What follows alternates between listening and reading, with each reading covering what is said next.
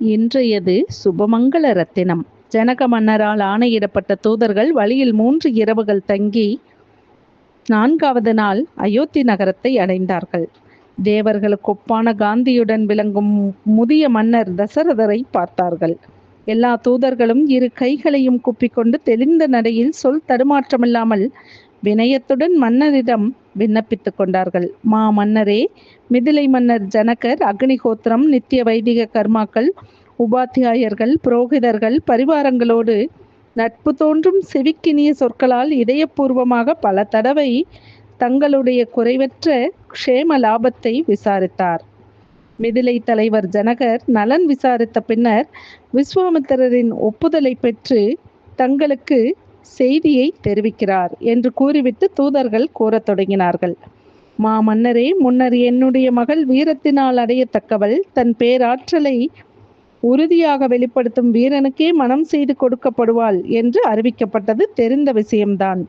போதிய வீரமில்லாததால் தோல்வியை தழுவிய பல மன்னர்கள் திரும்பி அனுப்பப்பட்டார்கள். அரசரே, விஸ்வாமித்திரரை முன்னிட்டு கொண்டு தற்செயலாக மிதிலைக்கு வந்த தங்கள் அருமை குமாரனால் பெருமைக்குரிய என் மகள் வெல்லப்பட்டாள். மன்னரே, நான் செய்து கொண்டிருந்த வேள்வியின் நிறைவு வேளையில் மக்கள் கூடியிருக்கும் போது பேராற்றல் படைத்த ஸ்ரீராமனால் தெய்வீகமான அந்த வில்லும் தூக்கி நிறுத்தி நாணேற்றப்பட்டு நடுவில் முறிக்கப்பட்டது.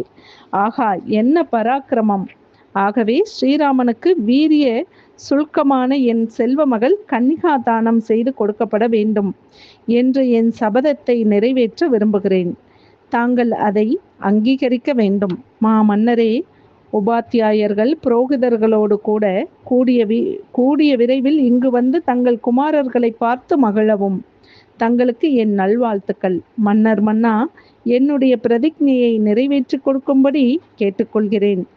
வெற்றி வீரர்களாக திகழும் தங்கள் குமாரர்களை நீண்ட இடைவெளிக்கு பின் சந்திப்பதால் மன திருப்தியையும் அடைவீர்கள்.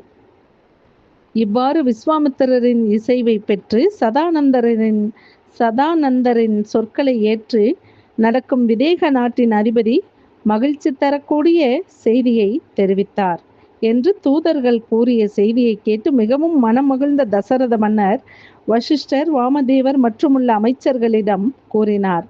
கௌசல்யின் ஆனந்தத்தை வளர்க்கும் ராமன் தம்பி லக்ஷ்மணனுடன் தற்சமயம் விதேக நாட்டில் இருக்கிறான்.